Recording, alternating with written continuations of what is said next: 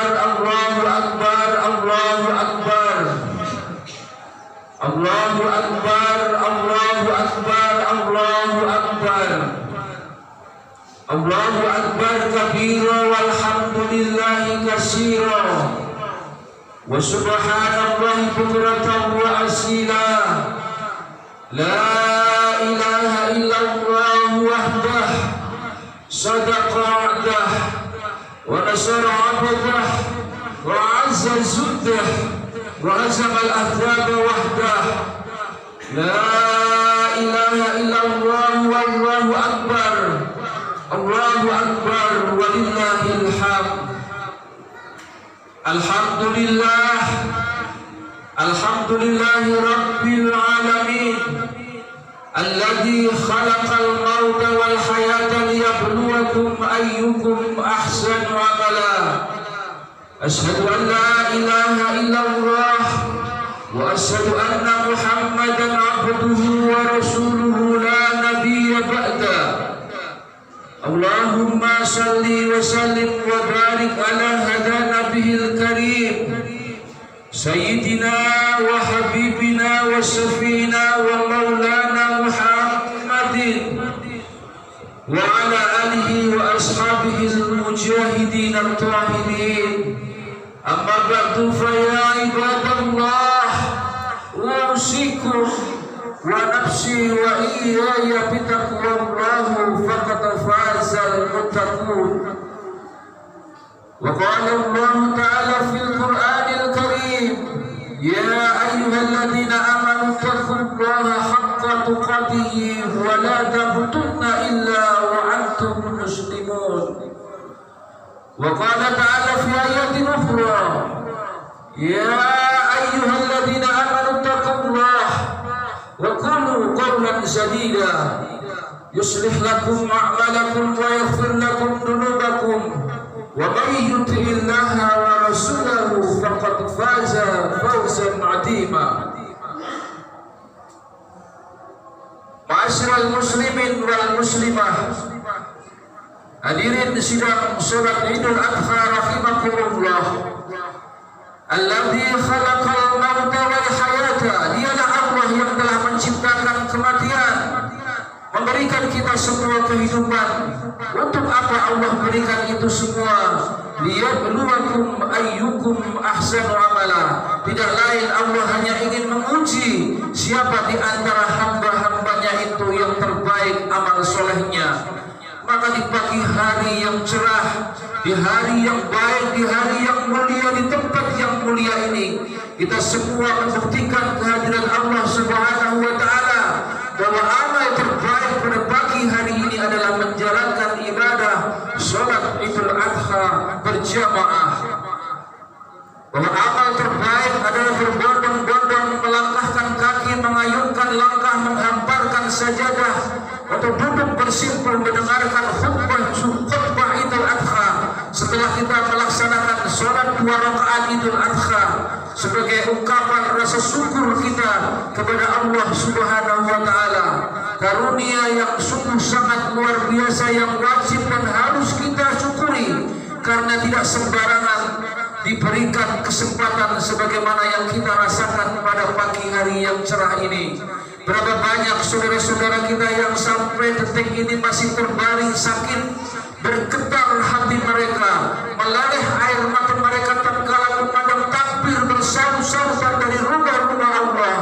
Tidak sanggup kakinya melangkahkan kaki menuju ke masjid, jangankan untuk melangkahkan kaki menuju ke masjid, menggerakkan badannya untuk turun dari tempat tidurnya pun mereka tidak sanggup, karena rahmat sehatnya dicabut oleh Allah Subhanahu wa ta'ala. Berapa banyak pula kita lihat saudara-saudara kita yang hilang kesempatannya. Pagi hari ini dia masih disibukkan dengan urusan keduniaan, berada di terminal, berada di pasar, berada di pusat-pusat perbelanjaan. Mereka kehilangan kesempatan waktu yang mulia untuk bersama-sama umat Islam menjalankan ibadah sholat Idul Adha. Maka khatib mengajak kepada seluruh hadirin, bersyukurlah yang kita sampai pagi hari ini masih diberikan nikmat sehat, panjang umur, nikmat kesempatan, dan yang lebih besar daripada nikmat-nikmat itu adalah istiqamah dalam iman, masih ada rasa takut kita di dada Allah kepada Allah Subhanahu wa taala. Karena imanlah kita hidup, untuk imanlah kita berjuang, dan dalam imanlah kita ingin kembali menghadap Allah Subhanahu wa taala. Boleh zaman berubah akidah, jangan sampai goyah. Silahkan masa berganti, keyakinan tetap mantap di hati. Sekali la ilaha illallah sampai titik darah penghabisan. La ilaha illallah Muhammadur Rasulullah.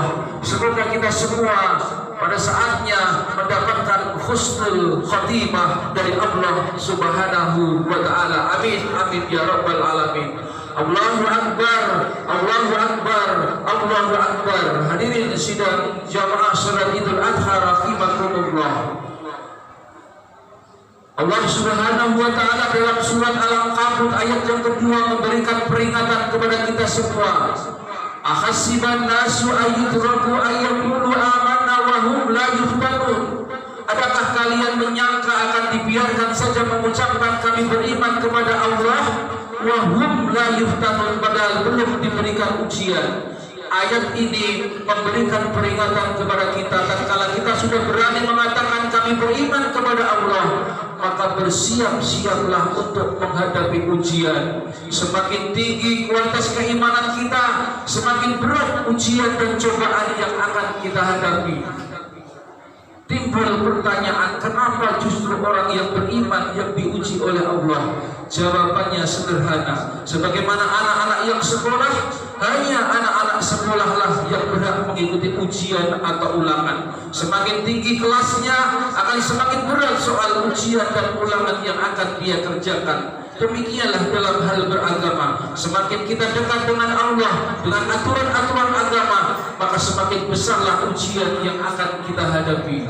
Idul Adha, momentum kebangkitan umat Islam di seluruh dunia ini, pada hakikatnya salah satunya adalah pelajaran terbaik bagi kita untuk meneladani sosok hamba Allah yang teramat sangat mulia, yang diuji dengan berbagai macam ujian-ujian yang andaikan manusia di zaman sekarang diuji sebagaimana ujian yang diterima oleh Nabi Allah Ibrahim alaihissalam, demi Allah tidak akan sanggup satupun manusia di permukaan bumi ini yang sanggup menerima ujian sebagaimana ujiannya Nabi Ibrahim alaihissalam.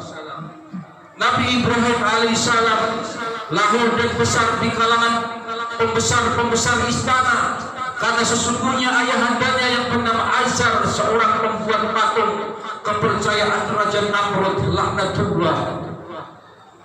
Pada suatu ketika Raja Namrud bermimpi bahwa akan datang seorang anak laki-laki yang akan menumbangkan kekuasaannya.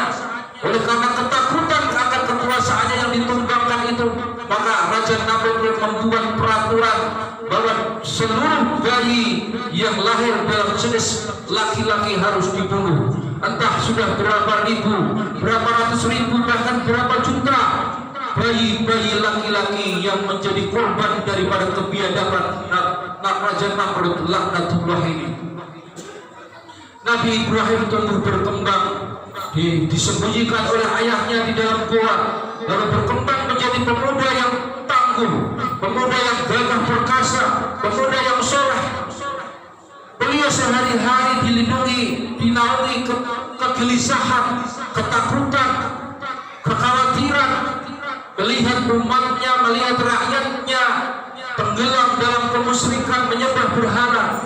Dan pada puncak daripada kemarahan Nabi Allah Ibrahim adalah ketika semua berhala-berhala yang ada di tempat pemujaan Raja Namrud dihancurkan satu persatu, hanya ditinggalkan satu yang paling besar. Raja Namrud pun marah. Singkat cerita, Nabi Allah Ibrahim dihukum, dibakar hidup-hidup.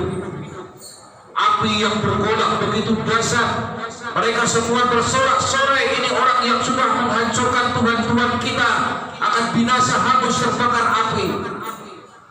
Sesaat sebelum Nabi Allah Ibrahim tenggelam dalam kobaran api, Allah Subhanahu wa taala memerintahkan api, ya nar kuni bardan wa salaman ala Ibrahim, dinginlah kamu dan selamatkanlah Ibrahim. Maka ketika dalam kobaran api yang teramat sangat dahsyat itu mulalah Nabi Allah Ibrahim merasakan kesejukan. Tidak ada sehelai benang pun yang terbakar, tidak ada sehelai ujung rambut pun yang terbakar, keluar dari tumpukan-tumpukan arang itu dengan selamat. Pelajaran penting yang bisa kita petik dari ini adalah bagaimana ketika kita menghadapi kemungkaran, kemaksiatan, kita harus melaksanakan membasmi kemungkaran, amar ma'ruf nahi munkar ini dengan tegas. Nabi Allah Ibrahim mencoba berdialog dengan Raja Namrud untuk kembali menyembah Allah Subhanahu wa Ta'ala, meninggalkan kemusyrikan, tapi apa yang didapat? Dia malah mendapatkan hukuman dibakar hidup-hidup. Ini menunjukkan bahwa di dalam masyarakat kita masih banyak kemaksiatan, kemungkaran.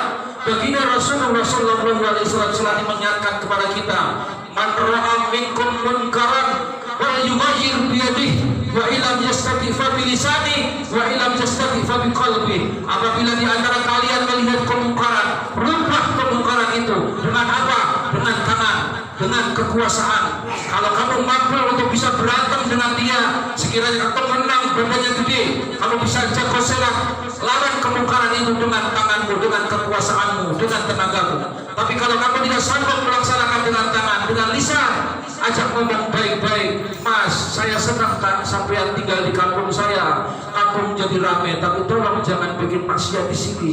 Kalau ngomong saja masih takut dalam hati, membenci kemungkaran dalam hati, itulah kadar keimanan yang paling rendah. Ini kalau kita jadikan semacam description of job, siapa yang berat merombak kemungkaran dengan kekuatan dengan tangannya, pemerintah, karena dia punya kekuasaan, dia punya aparat, dia punya TNI dan Polri. Siapa yang berat merombak kemungkaran dengan lisannya, para ulama, ustaz, kiai, ngomong, menyampaikan dakwah, ceramah di majelis-majelis taklim. Lalu siapa yang berat merombak kemungkaran dalam hati kita, rakyat kecil yang kalau mau melakukan perlawanan takut, mau ngomong tidak bisa, juga takut ditangkap, tapi hati pegel melihat kemungkaran dan membenci kemungkaran dalam hati, itulah kadar kualitas keimanan yang paling rendah. Ujian Nabi Ibrahim yang pertama menghadapi penguasa yang zalim lurus.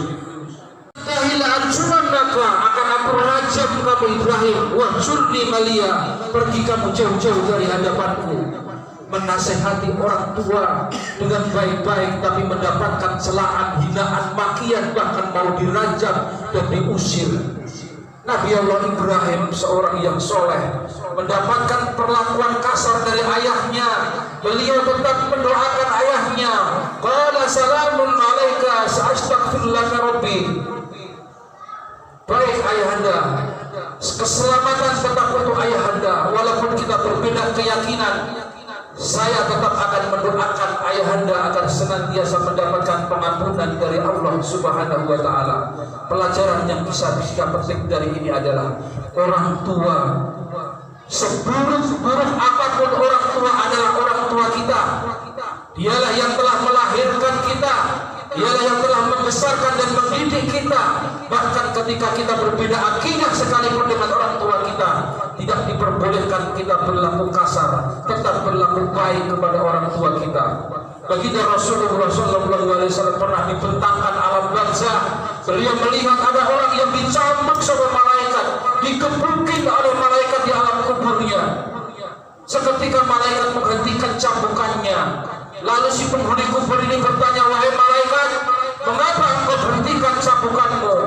Lalu malaikat tersebut berkata, bagaimana mungkin aku mencambukmu sementara anakmu di dunia saat ini sedang mengumandangkan Rabbil firli wali walidayya warhamhuma kama rabbayani shaghira. Ternyata doa yang kita ajarkan, yang diajarkan oleh guru-guru TPA dari masa kecil ini, doa yang begitu mustajab sekali untuk meringankan azab daripada orang-orang tua kita yang berada di alam barzah.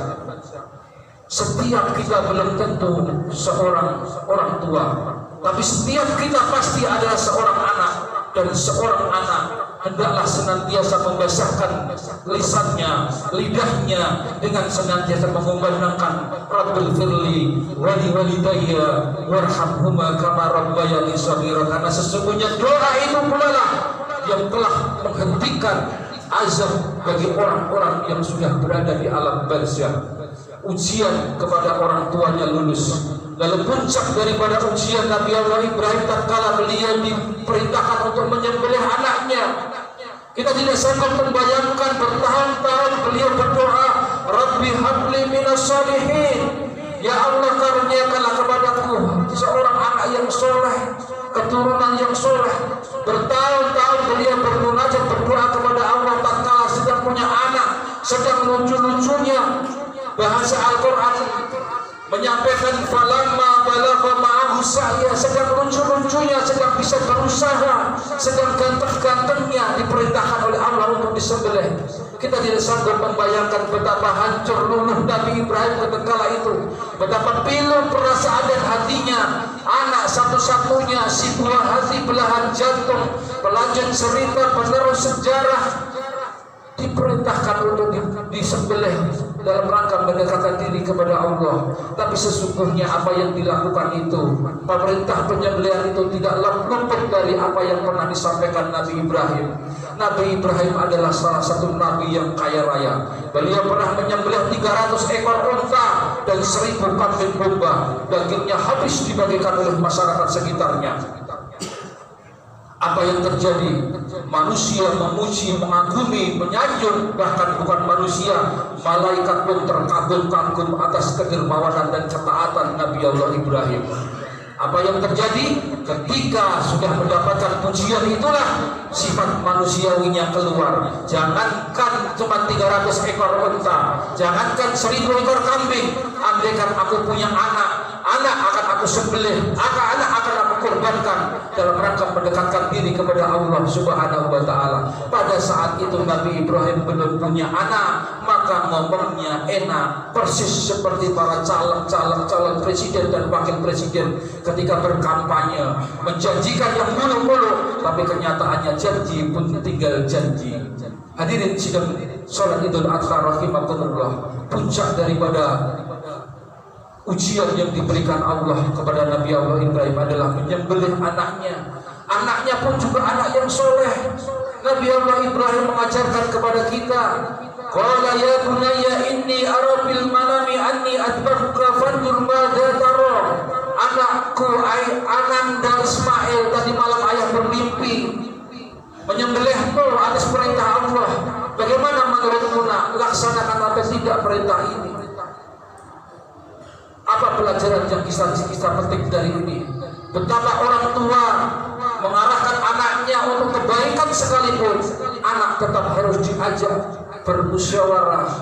Karena dari hasil musyawarah itulah diketahui karakter daripada anak-anak kita. Tidak boleh orang tua memaksakan kehendak seenaknya sendiri. Anak harus diajak bicara walaupun tujuannya untuk kebaikan. Nabi Allah Ismail seorang anak yang soleh, beliau pun menjawab dengan lantang, qala ya abatil amma tumar satajiduni insyaallah minas sabirin. Bapak, ayahanda, kalau memang ini perintah Allah, laksanakan Bapak. Buang semua keraguanmu, hilangkan semua gundah dan gulanan, laksanakan perintah Allah. Satajiduni insyaallah minas sabirin. Mudah-mudahan Bapak nanti akan menemukan aku menjadi golongan orang-orang yang sabar. Inilah pantulan doa dari Nabi Allah Ibrahim untuk senantiasa diberikan keturunan yang soleh. Pelajaran yang kita petik dari ini adalah bagaimana kita harus mempersiapkan generasi anak-anak kita, bukan cuma mendidik anak-anak kita menjadi anak-anak yang pintar, tapi lebih daripada itu mendidik anak-anak kita menjadi anak-anak yang benar. Kita butuh orang-orang pintar, tapi kita lebih membutuhkan orang-orang benar. Sebab kalau cuma sekedar pintar tapi tidak benar, seperti yang terjadi sekarang ini, disuruh ngurus minyak goreng, malah bersekongkol dengan mafia minyak goreng. Akhirnya terjadi kelangkaan minyak goreng di mana-mana, harga melambung tinggi. Disuruh mengurus sembako malah menimbun sembako, disuruh mengurus hukum malah bermanuver dengan mafia hukum. menjadikan hukum seperti pisau, tajam ke bawah tapi tumpul ke atas. Kalau orang-orang kecil bersalah, cepat hukum ditegakkan. Tapi kalau sudah berhubungan dengan orang-orang yang punya uang dan kekuasaan, hukum seolah-olah tumpul.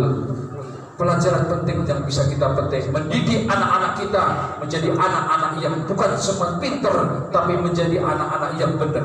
Indonesia kita bangkrut, Indonesia kita berburuk, Indonesia kita sakit parah karena diurus oleh orang-orang yang cuma pintar tapi tidak benar. Sekali lagi, kita butuh orang-orang pintar, tapi kita lebih membutuhkan orang-orang yang benar. Ma'asyiral muslimin, sidang salat Idul Adha rahimakumullah. Pelajaran yang selanjutnya dari hikmah Idul Adha adalah bagaimana pembagian daging kurban tidak hanya diberikan kepada fakir miskin, tapi diberikan kepada semua umat muslim, bahkan non muslim sekalipun. Kalau memang sudah masih ada jatahnya, diberikan juga. Ini melambangkan semangat kebersamaan, semangat persatuan umat Islam bagaikan 5 jari yang menggenggam erat. Ada jempol lambang kekuasaan, lambang kepemimpinan, ada jari telunjuk lambangnya orang kaya, lambangnya pengusaha, lambangnya investor, ada jari tengah lambangnya para ulama, TNI Polri dalam ketatanegaraan, ada lambangnya jari manis, lambangnya anak-anak muda. Maka anak-anak muda adalah kalian masa depan bangsa. Akan bagaimana warna Indonesia, warna Islam di Indonesia 10, 20, 30, 40 tahun yang akan datang? Jawabannya ada pada anak-anak remaja. Maka seorang bijak pernah mengatakan, wahai anak-anak muda, berpikir kalian di pagi hari, bekerjalah di siang hari, makanlah di sore hari, dan tidurlah di malam hari. Berpikir di pagi hari, belajar mumpung kalian masih punya waktu dan kesempatan. Bekerjalah di siang hari, amalkan ilmu setelah dewasa nanti. Makanlah di sore hari, hari tua tinggal menikmati hasilnya, dan tidurlah di malam hari, matilah dalam keadaan tenang. Kalau pagi kalian tidak berpikir, siang kalian tidak akan bisa bekerja. Kalau siangnya kalian tidak bekerja, sorenya alamat kalian tidak akan bisa makan. Kalau sorenya tidak makan, malamnya alamat tidak bisa tidur. Kalau waktu remaja, waktu muda dihabiskan dengan santai-santai, foya-foya, hura-hura, dewasanya kalian akan bingung. Kalau dewasanya bingung, hari tua akan terlunta-lunta. Kalau hari tua terlunta-lunta, matinya mentolong. Maka lebih baik sekarang anak muda, remaja sekolah sambil jadi kurir, sekolah sambil jadi ojek, kuliah sambil jualan online dan lain sebagainya. Yang penting halal daripada petentang-petenteng tanpa hari depan yang jelas. Remaja, pemuda adalah masa depan generasi kita semua. Kita bangkitkan semangat remaja untuk memakmurkan masjid, menghidupkan majelis-majelis taklim agar generasi-generasi menjadi generasi-generasi yang islami. Itulah hikmah dari Idul Adha. Bagaimana ujian-ujian yang ditimpakan kepada Nabi Allah Ibrahim dijalaninya dengan penuh keridhaan dan kesabaran, dan kita meneladani apa yang sudah diajarkan oleh Nabi Allah Ibrahim alaihissalam. Semoga jamaah haji kita yang saat ini masih berada di tanah suci Mekah mendapatkan keberkahan dari Allah Subhanahu wa taala, diberikan kekuatan, keselamatan, kembali ke tanah air dengan label haji yang mabrur. Dan kita semua yang pada saat ini bisa melaksanakan ibadah kurban kita sebagai rasa syukur kita kepada Allah Subhanahu wa taala, mendapatkan pahala dan ridho dari Allah Subhanahu wa taala. Barakallahu wa lakum fil Qur'anil azim wa nafa'ani wa iyyakum bima fihi minal ayati wa dzikril hakim wa taqabbala minni wa minkum tilawatahu innahu was-sami'ul alim. Aqulu qawli hadza wastaghfiruhu innahu huwal ghafurur rahim.